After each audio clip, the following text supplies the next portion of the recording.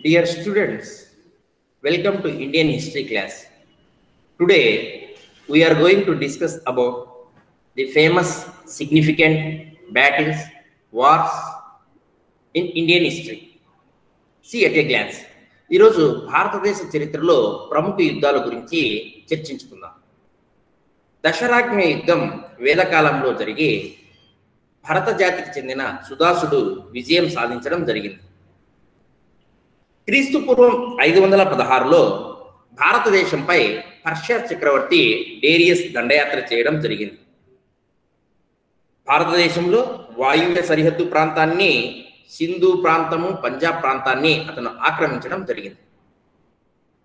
క్రీస్తు పూర్వం 327, క్రీస్తు పూర్వం 326 సంవత్సరం నందు భారతదేశంపై అలెగ్జాండర్ దాడి చేయడం జరిగింది. దీనిలో ప్రముఖ జీలన్ యుద్ధం, హైడాస్పస్ యుద్ధంలో పురుషోత్తముని అలెగ్జాండర్ ఓడించడం జరిగింది. ఒకవైపు భూమార్గం ద్వారా, ఇంకోవైపు నౌకా మార్గం ద్వారా అలెగ్జాండర్ దళాలు భారతదేశంపై దండెత్తడం జరిగింది. ఇలా భారతదేశంలో ప్రాంతాలు ఆక్రమించిన తర్వాత తన ప్రతినిధులను నియమించాడు. అయితే అలెగ్జాండర్ సైన్యాలు నందరాజ్య సైన్యంపై దాడి చేయడానికి నిరాకరించడంతో వారి అభ్యర్థన మేరకు తిరిగి స్వదేశానికి బయలుదేరడం జరిగింది. ఇలా అలెగ్జాండర్ స్వదేశానికి తిరిగి వెళ్తున్న సమయంలో అతను మరణించడం జరిగింది. క్రీస్తు పూర్వం 305లో అలెగ్జాండర్ దండయాత్ర ద్వారా భారతదేశంలో గ్రీకు రాజ్య ప్రతినిధిగా ఉన్న సెల్యూకస్ నికేటర్ని చంద్రగుప్త విక్రమాదిత్యుడు ఓడించడం జరిగింది. వారిద్దరి మధ్య సంధి కుదిరి సెల్యూకస్ నికేటర్ కుమార్తెను మౌర్య చంద్రగుప్తుడు వివాహం చేసుకున్నాడని, చంద్రగుప్తుని ఆస్థానానికి మెగస్తనీస్ అనే రాయబారిని పంపాడని చరిత్రకారులు తెలుపుతున్నారు. అలాగే సెల్యూకస్కి ఏనుగులు కానుకగా ఇచ్చాడని తెలుపుతున్నారు. క్రీస్తు పూర్వం 261లో అశోకుడు సుప్రసిద్ధమైన కళింగ యుద్ధాన్ని, చరిత్రాత్మకమైన కళింగ యుద్ధాన్ని నిర్వహించడం జరిగింది. తన రాజధాని పాటలీపుత్రానికి చేరువలో ఒక శత్రు రాజ్యం ఉండడాన్ని సహించలేని మౌర్య చక్రవర్తి అశోకుడు గొప్ప సైన్యంతో కళింగ రాజ్యంపై దండెత్తడం జరిగింది. క్రీస్తు పూర్వం 261లో తాను సింహాసనం అధిష్ఠించిన 9వ ఏట ఈ యుద్ధం జరిగింది. ఈ కళింగ యుద్ధం విశేషాలను అశోకుని 13వ శిలాశాసనంలో లిఖించడం జరిగింది. ఈ కళింగ యుద్ధంలో 1,00,000 మంది చనిపోవడం, 1.5 లక్షల మంది దాకా క్షతగాత్రులు కావడం, అక్కడి యొక్క మారణ హోమాన్ని చూసిన ఈ అశోకుడు చండాశోకుడు, ధర్మాశోకుడుగా తర్వాత కాలంలో మారాడని బౌద్ధమత గ్రంథాలు వివరిస్తున్నాయి. క్రీస్తు పూర్వం 180 ప్రాంతంలో గ్రీకు రాజు మీనాండర్ భారతదేశంపై దండెత్తడం జరిగింది. అలాగే క్రీస్తు శకం 90 నుంచి క్రీస్తు శకం 95 మధ్య భారతదేశంపై శకుల దాడులు ఆరంభం అయ్యాయి. ఈ విధంగా శకులు, పార్టియన్లు, గ్రీకులు, బ్రాక్ట్రియన్లు ఇలా విదేశస్తులు భారతదేశంపై దండెత్తి ఈ ప్రాంతంలోనే స్థిరపడడం జరిగింది. ఆ తరువాత గుప్తుల కాలంలో క్రీస్తు శకం 454, క్రీస్తు శకం 495లో కూనుల దండయాత్ర ఆరంభమైంది. మిహిరులికుడు, తోహరమానుడు వీరి ఆధ్వర్యంలో కూనుల దండయాత్ర గుప్త రాజ్యంలో బయలుదేరి గుప్తుల పతనానికి పరోక్షంగా కారణమైంది. అలాగే క్రీస్తు శకం 712లో అరబ్బుల సింధు దండయాత్ర ఆరంభమైంది. అరబ్బుల సింధు దండయాత్ర చరిత్రకారులు ఒక విభజన రేఖగా తెలపడం జరిగింది. ప్రాచీన భారతదేశ చరిత్రకు, మధ్యయుగ భారతదేశ చరిత్రకు ఒక విభజన రేఖగా దీన్ని వాడడం జరిగింది. భారతదేశ చరిత్ర, ప్రాచీన భారతదేశ చరిత్ర, మధ్యయుగ భారతదేశ చరిత్ర, ఆధునిక భారతదేశ చరిత్ర అని 3 భాగాలుగా విభజిస్తే క్రీస్తు శకం 712కు ముందు ఉన్నదంతా ప్రాచీన భారతదేశ చరిత్రని, క్రీస్తు శకం 712 నుంచి క్రీస్తు శకం 1757 మధ్య ఉన్న కాలాన్ని మధ్యయుగ భారతదేశ చరిత్రని, క్రీస్తు శకం 1757 నుంచి క్రీస్తు శకం ఇప్పుడు నేడు ఆధునిక కాలం వరకు జరిగే చరిత్ర కాలక్రమ సంఘటనలన్నీ ఆధునిక భారతదేశ చరిత్రలో మిళితం చేయడం జరిగింది. దీనిలో క్రీస్తు శకం 712లో సింధు ప్రాంతంపై మహమ్మద్ బిన్ కాసిం నాయకత్వంలో అరబ్బులు దాడి చేయడం జరిగింది. అరబ్బుల దాడిలో అప్పటి సింధు రాజు దాహిర్ ఓడిపోవడం జరిగింది. అయితే ఈ గెలుపుకు నాయకత్వం వహించిన మహమ్మద్ బిన్ కాసిం క్రూరమైన శిక్షకు గురయ్యి అతని జీవితం విషాదంతంగా ముగిసింది. అరబ్బుల సింధు దండయాత్ర ఫలితం లేని విజయమని చరిత్రకారులు వర్ణించారు. అయితే ముస్లిం పాలకుల దండయాత్రలు ఆ నాంది ఆరంభం ఈ అరబ్బుల సింధు దండయాత్రతోనే ప్రారంభమైంది. క్రీస్తు శకం 1027 మధ్య భారతదేశంపై మహమ్మద్ గజనీ 17 సార్లు దండయాత్ర చేయడం జరిగింది. ఈ 17 దండయాత్రలో మహమ్మద్ గజనీ విజయవంతమైన యాత్రలు ముగించి ప్రతి దండయాత్రలో భారతదేశంలో సిరి సంపదలు తన స్వదేశానికి తన రాజ్యానికి తీసుకువెళ్ళడం జరిగింది. గజనీ మహమ్మద్ సైనికులతో ఉత్సాహపూరితంగా మత యుద్ధం జిహాద్ అని చెప్పినప్పటికీ అంతర్లీనంగా భారతదేశంలో ఉన్న సిరి సంపదల కొల్లగొట్టడమే అతని లక్ష్యంగా ఉంది. ఈ మహమ్మద్ గజనీ దండయాత్రలో 17 దండయాత్రల్లో 16వ దండయాత్ర అత్యంత విలువైనదని చరిత్రకారులు తెలుపుతున్నారు. ఈ 16వ దాడిలో ప్రసిద్ధమైన సోమనాథ్ దేవాలయంపై దాడి చేసి అక్కడ విలువైన రత్నాలు, బంగారం, వజ్ర వైఢూర్యాలను తీసుకువెళ్ళడం జరిగింది. ఈ విధంగా క్రీస్తు శకం 1000-1027 మధ్య మహమ్మద్ గజనీ 17 సార్లు దండయాత్ర చేసి ప్రతి దండయాత్రలో అతను విజయం సాధించడం జరిగింది. అయితే ఈ దండయాత్రలో సంపదల యొక్క విలువ కొన్నిసార్లు ఎక్కువగాను కొన్నిసార్లు తక్కువగాను ఉండేది. ఏది ఏమైనప్పటికీ గజనీ దండయాత్రలు సఫలీకృతమైన దండయాత్రలు.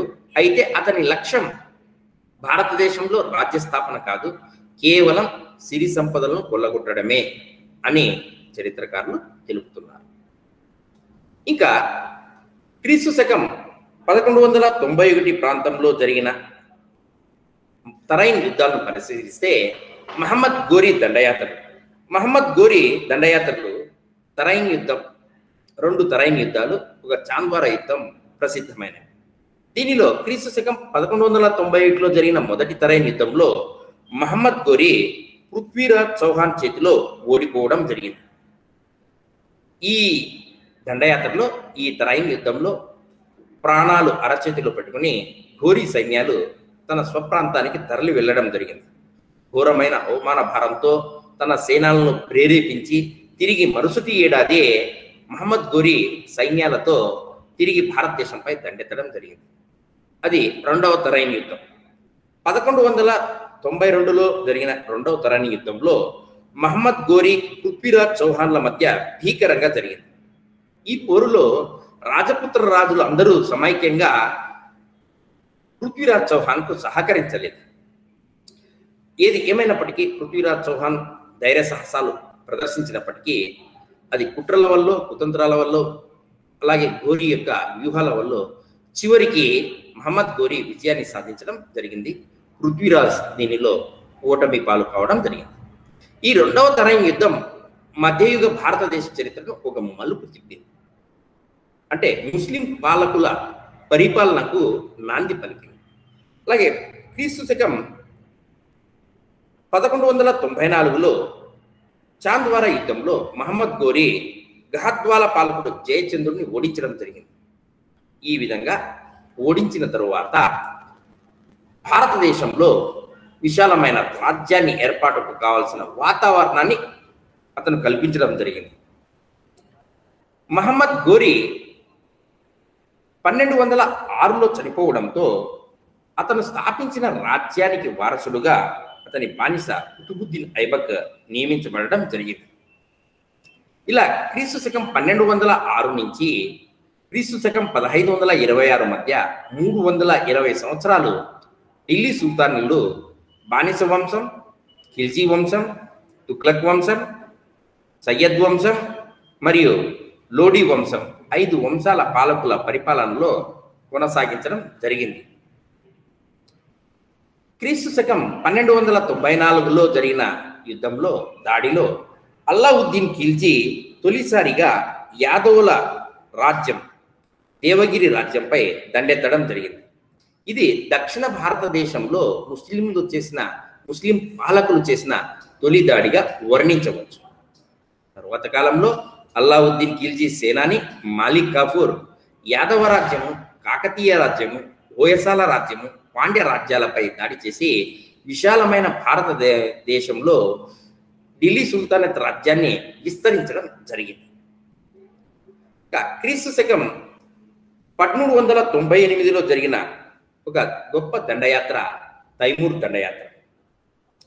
చెంగిస్ ఖాన్ దండయాత్రను ఢిల్లీ సుల్తాన్ ఇల్టుట్మిష్ త్రుటిలో తప్పించినప్పటికీ చెంగిస్ ఖాన్ శత్రు మంగబర్నికి అతని అనుచరులకు ఆశ్రయం ఇవ్వకపోవడంతో శైశవావస్థలో ఉన్న ఢిల్లీ సుల్తానత్ రాజ్యంపై చెంగిస్ ఖాన్ దాడి త్రుటిలో తప్పిపోయింది. అయితే క్రీస్తు శకం 1398లో తైమూర్ దండయాత్ర జరిగింది. ఈ తైమూర్ దండయాత్ర జరిగే సమయంలో తుగ్లక్ వంశానికి చెందిన నజీరుద్దీన్ మహమ్మద్ షా పరిపాలిస్తున్నాడు. ఆ సమయంలో నసీరుద్దీన్ మహమ్మద్ షా సైన్యాలు తైమూర్ సైన్యాలు దాడికి పాల్పడడంతో తైమూర్ సైన్యాలు చైత్రయాత్రను కొనసాగించాయి. ఢిల్లీని విధ్వంసం చేసిన దాడి తైమూర్ దాడి. ఢిల్లీని కొన్ని నెలల పాటు ఢిల్లీలో ఉన్న సంపదలు దోచుకొని ఢిల్లీని ఒక శ్మశాన వాటికగా చేశారని చరిత్రకారులు తెలుపుతున్నారు. దీనితో తుగ్లక్ వంశం పతనమై సయ్యద్ వంశం పాలన ఆరంభం అయ్యింది. ఢిల్లీ సుల్తానత్ పతనానికి ఇక్కడ పునాది పడింది. తరువాత క్రీస్తు శకం 1526లో బాబర్ చివరి లోడీ పాలకుడు ఇబ్రహీం లోడీపై యుద్ధం చేయడం జరిగింది. అదే మొదటి పానిపట్టు యుద్ధం. ఈ మొదటి పానిపట్టు యుద్ధంలో బాబర్ వద్ద ఒక 25,000 సైన్యం ఉంది. ఇబ్రహీం లోడీ వద్ద 1,00,000 సైన్యం దాకా ఉంది. 1,00,000 సైన్యం సంఖ్యాబలంగా ఎక్కువగా ఉన్నప్పటికీ అధికంగా ఉన్నప్పటికీ పానిపట్టు వద్ద జరిగిన ఈ సంగ్రామంలో బాబర్ చైత్రయాత్ర కొనసాగించడం జరిగింది. అతని తులుగ్మా దళం, ఫిరంగి దళం, అలాగే యుద్ధ వ్యూహాలు, పర్షియన్ యుద్ధ వ్యూహాలు ఈ మొదటి పానిపట్టు యుద్ధంలో బాబర్ విజయం సాధించడానికి దోహదం చేశాయి. ఈ మొదటి పానిపట్టు యుద్ధంలో ఇబ్రహీం లోడీ యుద్ధ క్షేత్రంలో మరణించడం జరిగింది. అలా యుద్ధ రంగంలో మరణించిన ఢిల్లీ సుల్తాన్గా చరిత్రలో నిలిచాడు. ఢిల్లీ సుల్తానత్ వంశం పతనమై మొఘల్ సామ్రాజ్యం ఆరంభం అయ్యింది. ఇలా మొదటి పానిపట్టు యుద్ధం 320 సంవత్సరాలు పరిపాలించిన ఢిల్లీ సుల్తానత్ వంశం పతనమై తిరిగి ఎన్నో శతాబ్దాలు పరిపాలనకు నాంది పలికిన మొఘల్ సామ్రాజ్యం ఆరంభం అయింది. ఈ విధంగా క్రీస్తు శకం 1526లో మొదటి పానిపట్టు యుద్ధం చరిత్రాత్మక విజయాన్ని బాబర్ చేజిక్కించుకోవడం జరిగింది. క్రీస్తు శకం 1527లో కాన్వా యుద్ధంలో బాబర్ రాజపుత్ర రాజు రాణా సంగాను ఓడించి మొఘల్ సామ్రాజ్యానికి పటిష్టం చేయడం జరిగింది. రాణా సంగా వీరోచితంగా పోరాడినప్పటికీ, రాజపుత్రులు ధైర్య సాహసాలు ప్రదర్శించినప్పటికీ బాబర్ సైన్యాల వ్యూహ రీతులకు వారు ఓడిపోయి రాణా సంగా యుద్ధ క్షేత్రం నుంచి పారిపోవడం జరిగింది. ఈ విధంగా కాన్వా యుద్ధం రాజపుత్రుల ఆశలను అడియాసలు చేసింది. మిగతా దండయాత్రికులు మాదిరే ఘోరీ మరియు గజనీ మహమ్మద్ మాదిరే బాబర్ కూడా దండెత్తి తిరిగి తన స్వప్రాంతానికి పోతారని వారు ఆశించారు. కానీ వారి ఆశలు అడియాసలు అడిగాయి. ఈ కాన్వా యుద్ధంతో బాబర్ భారతదేశంలో మొఘల్ సామ్రాజ్యాన్ని పటిష్టం చేయడానికి ఇది నిర్ణయాత్మకమైన యుద్ధంగా చెప్తారు. 1528లో చందేరి యుద్ధం, 1529లో గోగ్రా యుద్ధంతో మరింత పటిష్టం చేయడం జరిగింది. క్రీస్తు శకం 1539లో చౌషా యుద్ధంలో హుమయూన్ షేర్షా చైన్యాల చేతిలో ఓడిపోవడం జరుగుతుంది. క్రీస్తు శకం 1540లో కనోజ్ యుద్ధము లేదా బిల్గ్రామ్ యుద్ధము అనే ఈ యుద్ధంలో హుమయూన్ పూర్తిగా ఓడిపోయి షేర్షా పరిపాలన సూర్ వంశ పాలనకు నాందికి అవకాశం కల్పించాడు. హుమయూన్ రాజ్యభ్రష్టుడై పర్షియా దేశానికి ప్రవాసం వెళ్ళడం జరిగింది. ఈ విధంగా మొఘల్ సామ్రాజ్యానికి విరామం ఇచ్చిన యుద్ధం కనోజ్ యుద్ధం లేదా బిల్గ్రామ్ యుద్ధం. ఈ యుద్ధంలో హుమయూన్ పోరాడినప్పటికీ మొఘల్ సైన్యాలు షేర్షా చేతిలో ఓడిపోవడం జరిగింది. 1540 నుంచి 1545 మధ్య 5 సంవత్సరాలే పాలించి పరిపాలనా యంత్రాంగాన్ని పటిష్టం చేసి మొఘలులకు బ్రిటిష్ వారికి కూడా ఆదర్శంగా నిలిచిన చక్రవర్తి షేర్షా. మరి ఈ షేర్షా 1540లో కనోజ్ యుద్ధంలో హుమయూన్ను ఓడించడం జరిగింది. ఇంకా క్రీస్తు శకం 1555లో సికిందర్ సూర్ను ఓడించి సూర్ వంశ పాలకును ఓడించి తిరిగి హుమయూన్ రాజ్య అవకాశాన్ని చేజిక్కించుకుంటాడు. మొఘల్ సామ్రాజ్య పాలన తిరిగి పునః ప్రారంభమవుతుంది. క్రీస్తు శకం 1556లో రెండవ పానిపట్టు యుద్ధంలో అక్బర్ హేమును ఓడించడం జరుగుతుంది. ఈ సమయంలో అక్బర్ కేవలం 14 సంవత్సరాల ప్రాయంలో ఉన్నప్పటికీ అక్బర్ సంరక్షకుడు బైరామ్ ఖాన్ సహాయంతో రెండవ పానిపట్టు యుద్ధంలో హేము సైన్యాలను ఓడించడం జరుగుతుంది, హేమును వధించడం జరుగుతుంది. ఈ రెండవ పానిపట్టు యుద్ధం మొఘల్ సామ్రాజ్యాన్ని స్థిరీకరించింది. మొదటి పానిపట్టు యుద్ధం మొఘల్ సామ్రాజ్యాన్ని ఆరంభిస్తే రెండవ పానిపట్టు యుద్ధం మొఘల్ సామ్రాజ్యాన్ని స్థిరీకరించడం జరిగింది. ఇక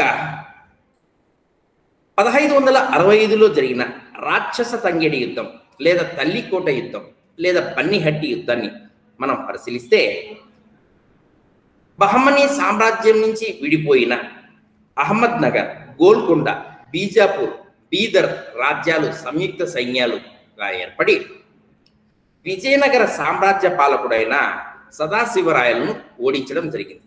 సదాశివరాయలు పేరుకే రాజు అయినప్పటికీ శ్రీకృష్ణదేవరాయల అల్లుడు అలియ రామరాయలు ఈ సైన్యాలను నాయకత్వం వహిస్తుంటాడు. ఇలా విజయనగర సైన్యాలకు బీదర్, బీజాపూర్, గోల్కొండ, అహ్మద్ నగర్ సైన్యాల మధ్య జరిగిన ఈ రాక్షస తంగడి యుద్ధం లేదా తల్లికోట యుద్ధంలో విజయనగర సైన్యాలు ఓడిపోతాయి. ఆలయ రామరాయలు హతుడు కాబడతాడు. తరువాత ఈ సంయుక్త సైన్యాలు విజయనగర రాజధాని హంపిపై పడి వినాశనాన్ని సృష్టించడం జరుగుతుంది. అక్కడి సంపదలు కొల్లగొట్టడం జరుగుతుంది. అలా తల్లికోట యుద్ధం విజయనగర సామ్రాజ్య పతనానికి అది ఆరంభం పలికింది. ఇంకా క్రీస్తు శకం 1576లో హాల్దీఘట్ యుద్ధం జరిగింది.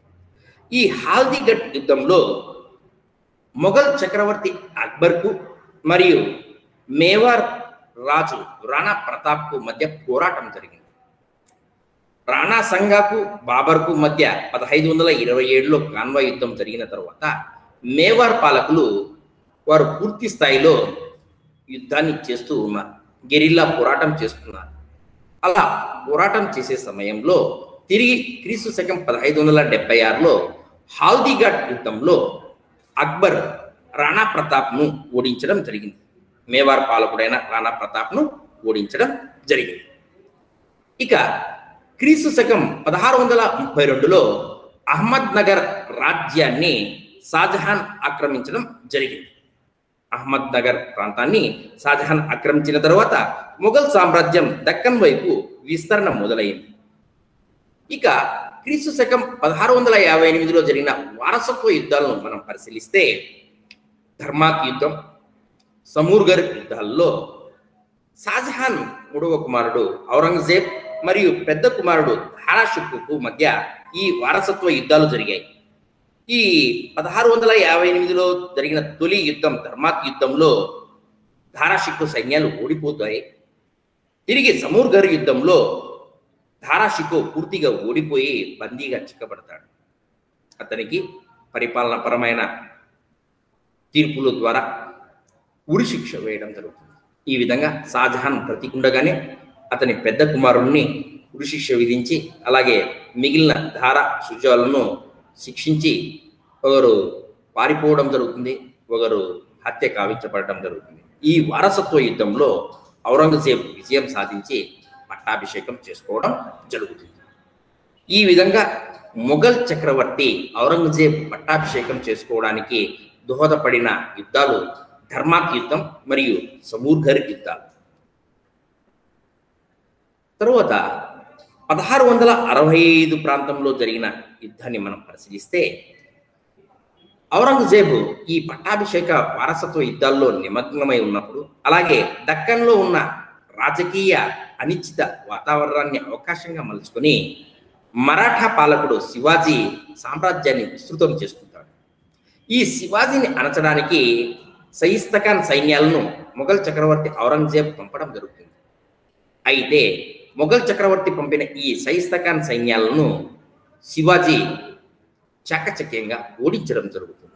తన గెరిల్లా యుద్ధ తంత్రాలతో సయిస్తఖాన్ ఈ యుద్ధ పోరాటం నుంచి పారిపోవడం జరుగుతుంది.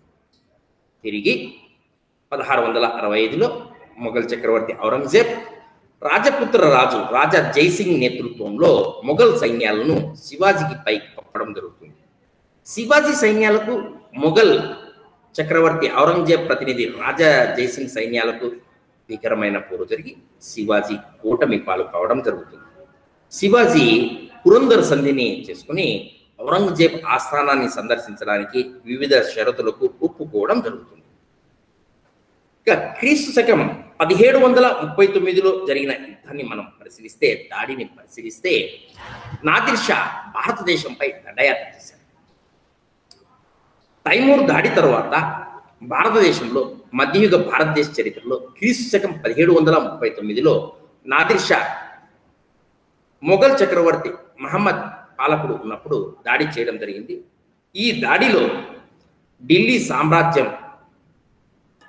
సామ్రాజ్య సైన్యాలు పూర్తిగా ఓటమి పాలు కావడం జరిగింది. నాదిర్ షా అపారమైన సంపదలతో కోహినూర్ వృక్షం, నెమలి సింహాసనం, దానితో పాటు అపారమైన సిరి సంపదలతో తన స్వప్రాంతానికి వెళ్ళడం జరిగింది. ఇది క్రీస్తు శకం 1739లో నాదిర్ షా దాడి ద్వారా మొఘల్ సామ్రాజ్యం పూర్తి పతనావస్థ చేరడానికి అవకాశాన్ని ఏర్పాటు చేసింది. ఇక క్రీస్తు శకం 1746-48 మధ్య మొదటి కర్ణాటక యుద్ధం, క్రీస్తు శకం 1748-54 మధ్య రెండవ కర్ణాటక యుద్ధం, క్రీస్తు శకం 1758-63 మధ్య మూడవ కర్ణాటక యుద్ధం జరిగాయి. ఈ కర్ణాటక యుద్ధాలు భారతదేశంలో వ్యాపారం కోసం వచ్చిన ఫ్రెంచి వారికి, ఫ్రెంచ్ ఈస్ట్ ఇండియా కంపెనీకి మరియు బ్రిటిష్ ఈస్ట్ ఇండియా కంపెనీకి మధ్య ఘర్షణలే కర్ణాటక యుద్ధాలు. ఆంగ్లో ఫ్రెంచ్ సంఘర్షణ లేదా కర్ణాటక యుద్ధాలు అని చరిత్రకారులు వర్ణిస్తారు. ఆంగ్లేయ కంపెనీ మరియు ఫ్రెంచ్ కంపెనీలు కలహాలు చేసుకోవడానికి కర్ణాటక ప్రాంతం యుద్ధ క్షేత్రం కావడంతో ఇవి కర్ణాటక యుద్ధాలుగా ప్రసిద్ధిగాంచాయి. 1746-1748 మధ్య జరిగిన మొదటి కర్ణాటక యుద్ధం ఆస్ట్రియా వారసత్వ సమస్య కారణంగా ఉద్భవించింది. ఆక్సలా చాపల్ సంధితో ముగిసింది. యథావిధిగా ఈ ఆంగ్లేయ వర్తక స్థావరాలు మరియు ఫ్రెంచ్ వర్తక స్థావరాలు యథాస్థితికి చేరుకున్నాయి. అయితే ఈ కలహంలో జోక్యం చేసుకున్న కర్ణాటక నవాబు పరాజయం పాలు కావడం యూరోపియన్లో భారతదేశంలో రాజకీయ అధికారం స్థాపించడానికి అనుకూలం ఉంది అని తెలపడానికి అవకాశం ఏర్పడింది. ఈ విధంగా ఈ మొదటి కర్ణాటక యుద్ధం డూప్లే తొలిసారిగా కర్ణాటక నవాబును ఓడించడంతో యూరోపియన్లు భారతదేశ రాజ్య భాగాలపై స్థానిక చక్రవర్తులు ఓడించి ఇక్కడ ఆక్రమణ చేసుకోవడానికి అవకాశం చాలా ఉంది అనే విషయాన్ని బయట ప్రపంచానికి తెలిపినట్లయింది. ఇక క్రీస్తు శకం 1748 క్రీస్తు శకం 1754 మధ్య రెండవ కర్ణాటక యుద్ధం అంతర్గత కారణాల వల్ల హైదరాబాద్లో సింహాసనం ఖాళీ కావడం, అక్కడ నాజర్జంగ్ ముజఫర్జంగ్ల మధ్య ఘర్షణకు ఒకవైపు నాజర్జంగ్ను బ్రిటిష్ వారు, ముజఫర్జంగ్ను ఫ్రెంచ్ వారు సమర్థించడం, అలాగే కర్ణాటక నవాబు పీఠం కూడా ఖాళీ కావడం, కర్ణాటక నవాబు పీఠానికి ఆంగ్లేయ ఫ్రెంచ్ ప్రతినిధులను పెట్టడంతో ఈ రెండవ కర్ణాటక యుద్ధం స్థానిక కారణాల వల్ల జరిగింది. రెండవ కర్ణాటక యుద్ధం 1754లో పాండిచ్చేరి సంధితో ముగిసింది. ఈ యుద్ధం జరుగుతున్న సమయంలో కర్ణాటక ప్రాంతంలో British east India company Robert Clive నేతృత్వంలో సైన్యాలు విజయం సాధించాయి. అలాగే హైదరాబాద్ ప్రాంతంలో ఫ్రెంచ్ వారు విజయం సాధించి తమ ప్రతినిధిని సలాబత్ జంగ్ను నియమించడం జరిగింది. ముజఫర్ జంగ్ మరణం తర్వాత సలాబత్ జంగ్ను తమ ప్రతినిధిగా నియమించబడి ఫ్రెంచ్ వారికి కోస్తా ప్రాంతాలను ధారాదత్తం చేయడం జరిగింది. ఇక డూప్లేను వారి ప్రభుత్వం వెనికి పిలిపించి జైలు శిక్ష విధించడంతో, అలాగే తర్వాత వచ్చిన ఫ్రెంచ్ ప్రతినిధులు ఆంగ్లేయ కంపెనీతో పాండిచ్చేరి సంధిని చేసుకోవడం జరిగింది.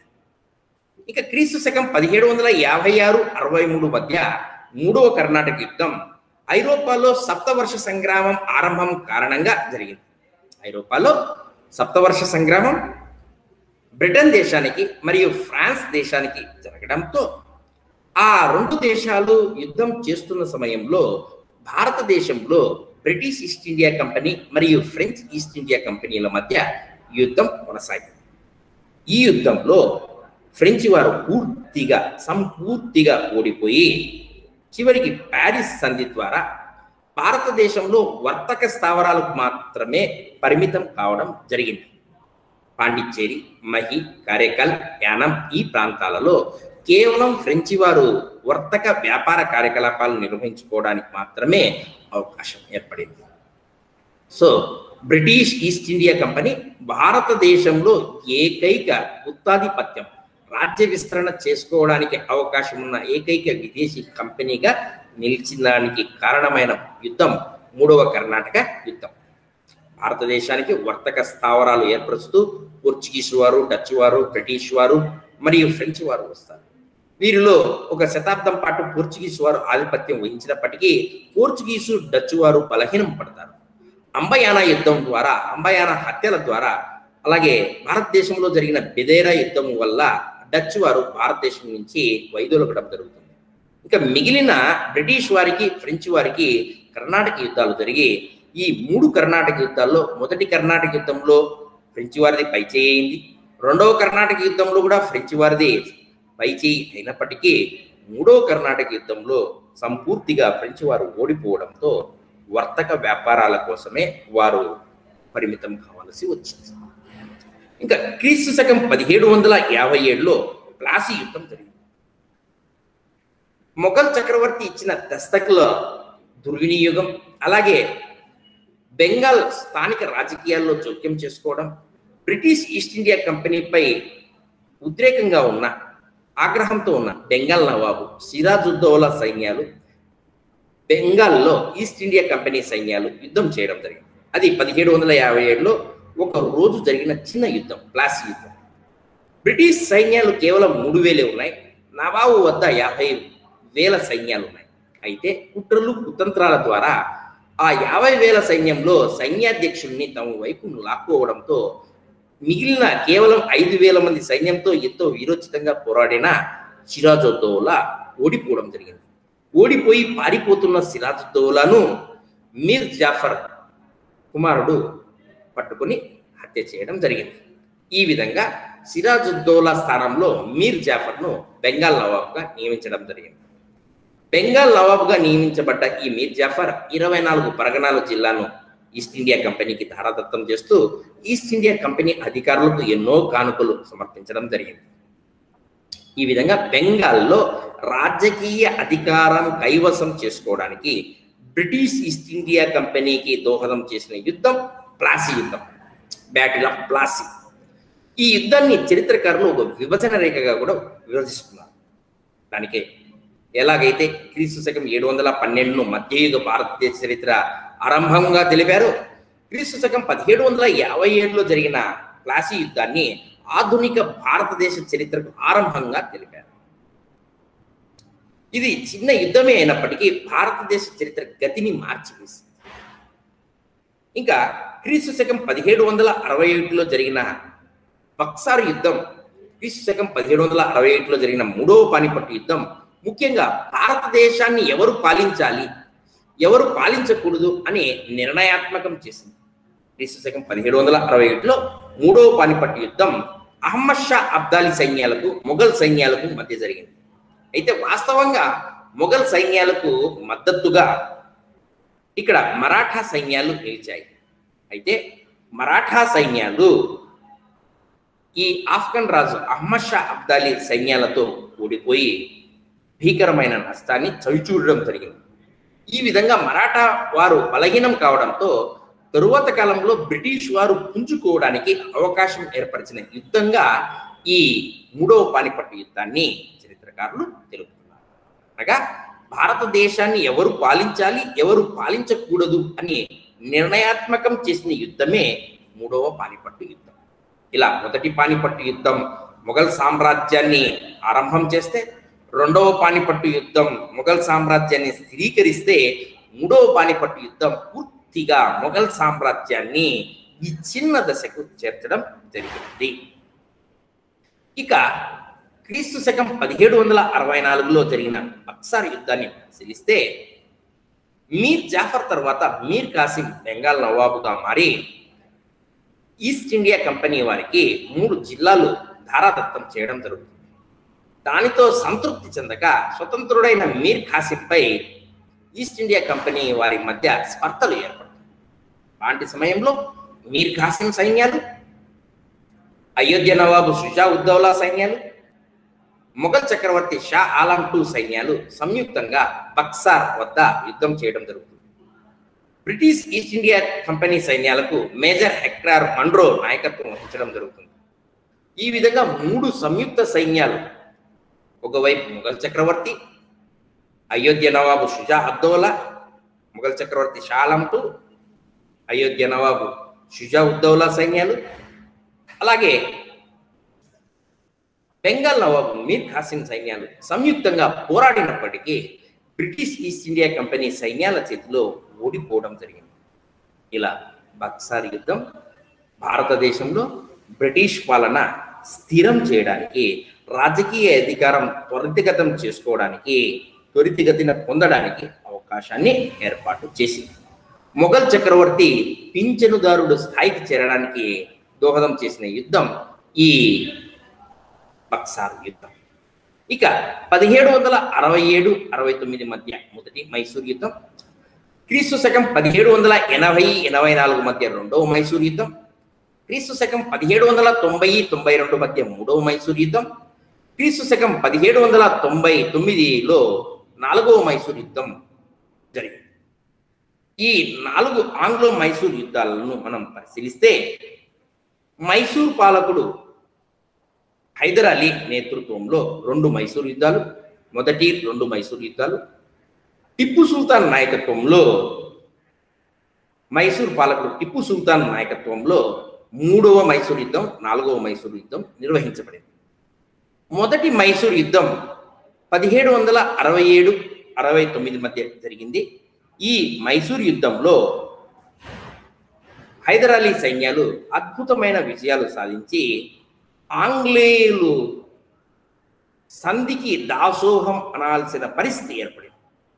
వారు 1769లో మద్రాస్ సంధిని చేసుకుని భవిష్యత్తులో మైసూర్ పాలకులకు బ్రిటిష్ ఈస్ట్ ఇండియా కంపెనీకి మధ్య ఎవరైనా శత్రు రాజ్యాలు దాడి చేస్తే పరస్పరము సహకరించుకోవాలని ఒక సంధి చేసుకోవడం జరిగింది.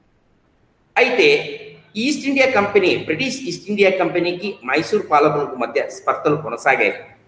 1780-84 మధ్య రెండవ మైసూర్ యుద్ధం వచ్చింది. ఈ యుద్ధం జరుగుతున్న సమయంలో అనారోగ్యంతో మైసూర్ పాలకుడు హైదర్ అలీ మరణించడం జరుగుతుంది. మైసూర్ పాలకుడైన టిప్పు సుల్తాన్ బ్రిటిష్ వారితో 1784లో మంగళూరు సంధిని చేసుకోవడం జరుగుతుంది. ఇక క్రీస్తు శకం 1790-92 మధ్య జరిగిన 3వ మైసూర్ యుద్ధాన్ని గమనిస్తే, ఈ మైసూర్ యుద్ధంలో ఒకవైపు బ్రిటిష్ ఈస్ట్ ఇండియా కంపెనీ సైన్యాలు, హైదరాబాద్ నిజాం సైన్యాలు, మరాఠా సైన్యాలు సంయుక్తంగా మైసూర్ పాలకుడు టిప్పు సుల్తాన్ సైన్యాలపై దాడి చేయడం జరిగింది. ఈ 3వ మైసూర్ యుద్ధంలో టిప్పు సుల్తాన్ ఓడిపోయి సగ రాజ్యాన్ని ఈ సంయుక్త రాజ్యాలకు అప్పగించడం జరిగింది. అలాగే యుద్ధ నష్టపరిహారం భారీగా చెల్లించడానికి ఒప్పుకోవడం జరిగింది. 1792లో 3వ మైసూర్ యుద్ధం శ్రీరంగపట్నం సంధితో ముగిసింది.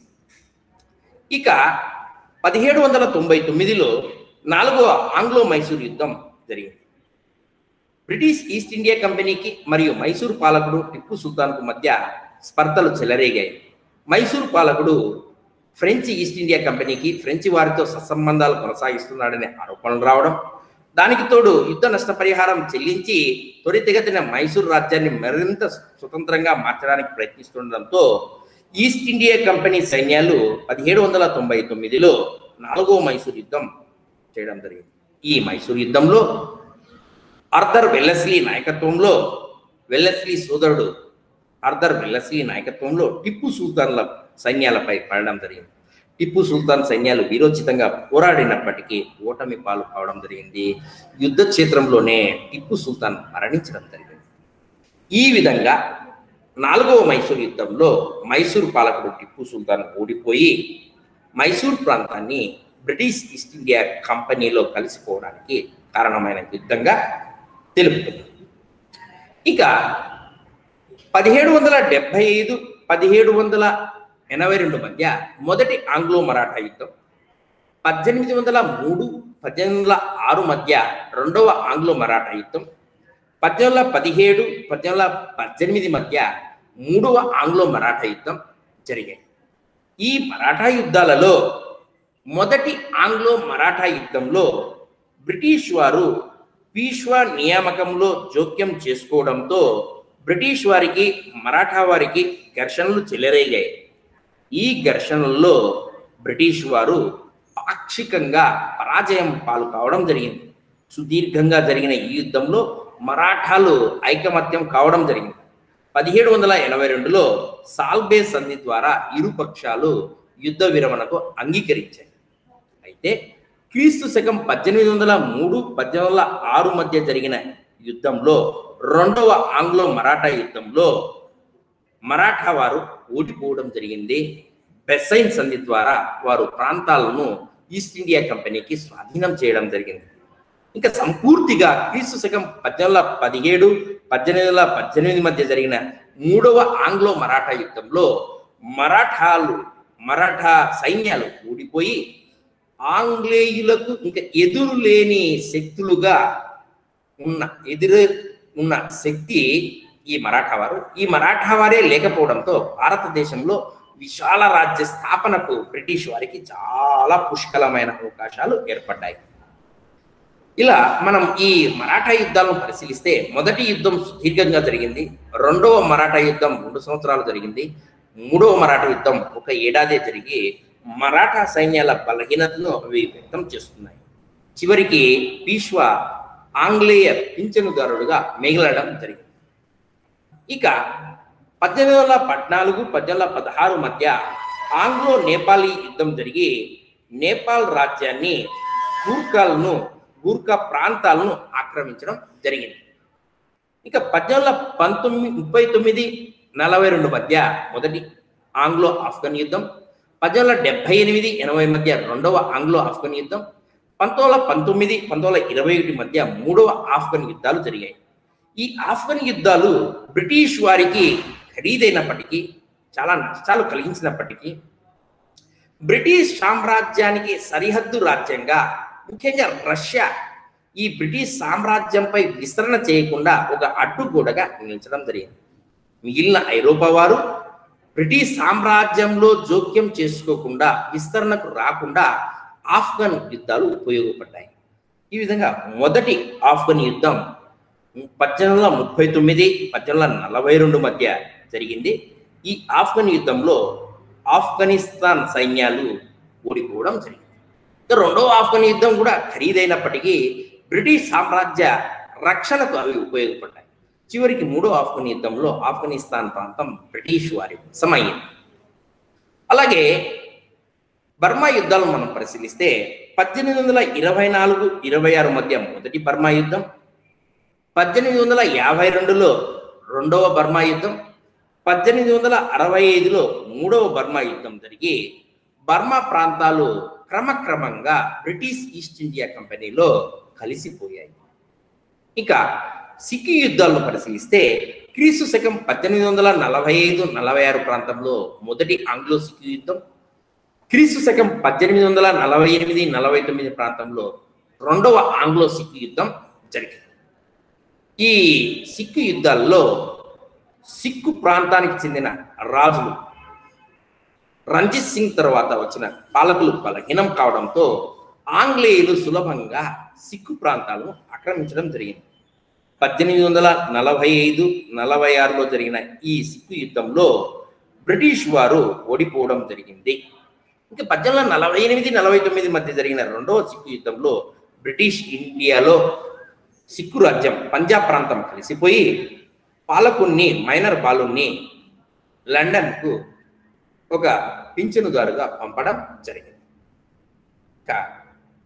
1857లో సిపాయిల తిరుగుబాటు, బెర్హంపూర్, బ్యారక్పూర్, మంగల్ పాండే తన పై అధికారి లెఫ్టినెంట్ బాగ్ను కాల్చి చెప్పడంతో మొదలైన ఈ సిపాయిల తిరుగుబాటు మీరట్లోని సైనికులు ఢిల్లీ చలో అనే నినాదంతో మొఘల్ చక్రవర్తి రెండవ బహదూర్ షాను షేహింద్ హిందుస్థాన్ అని ప్రకటించడం జరిగింది. బ్రిటిష్ ఈస్ట్ ఇండియా కంపెనీ పునాదులను పెగిలించి వేసిన తిరుగుబాటు ఈ సిపాయిల తిరుగుబాటు. దీన్ని పిడి సావర్కర్ ప్రథమ జాతీయ స్వాతంత్ర సంగ్రామంగా వర్ణించడం జరిగింది. ఈ విధంగా భారతదేశ చరిత్రలో దండయాత్రలు, యుద్ధాలు, సంగ్రామాలు జరగడం జరిగింది. ఇన్వేషన్స్ అంటే దండయాత్ర. ఇప్పుడు డేరియస్ దండయాత్ర, అలెగ్జాండర్ దండయాత్ర, గజనీ దండయాత్ర, తైమూర్ దండయాత్ర, నాదిర్ షా దండయాత్ర, అహ్మద్ షా అబ్దాలీ దండయాత్ర. ఈ విధంగా ఈ దండయాత్రలో వారి యొక్క లక్ష్యం కేవలం సిరి సంపదలు కొల్లగొట్టుకుపోవడం. అయితే అప్పటి రాజ్యాలు బలహీనం కావడానికి ఇవి దోహదపడతాయి. ఇవి ఇన్వేషన్స్ అంటే. ఇంకా బ్యాటిల్స్ అంటే తక్కువ కాలం జరిగిన యుద్ధం. ఇప్పుడు battle of Panipat, first Panipat యుద్ధం ఒక రోజు జరిగింది. అలాగే రెండవ పానిపట్టు యుద్ధం కూడా ఒక రోజు జరిగింది. బ్యాటిల్ అంటే తక్కువ కాలం జరిగింది. వార్ అంటే ఆ యుద్ధంలో అనేక చిన్న యుద్ధాలు ఉంటాయి. ఇప్పుడు Carnatic war, first Carnatic war, second Carnatic war, third Carnatic war. వార్లో తిరిగి అనేక బ్యాటిల్స్ ఉంటాయి, అంటే అనేక చిన్న చిన్న యుద్ధాలు ఉంటాయి. ఈ విధంగా భారతదేశ చరిత్రలో దండయాత్రలు, యుద్ధాలు, సంగ్రామాలు భారతదేశ చరిత్ర గతిని వివిధ రకాల మలుపులు తిప్పడానికి అవకాశాన్ని ఏర్పరిచాయి. ఈ యుద్ధాలు, వాటి యొక్క ఫలితాలు, వాటి యొక్క కారణాలను మనం అవగాహన చేసుకుంటే భారతదేశ చరిత్రను మరింత లోతుగా, చక్కగా, సమగ్రంగా అవగాహన చేసుకోవడానికి తోడ్పడతాయి. So thank you students and viewers for participating, for viewing these invasions, battles, and wars in Indian history.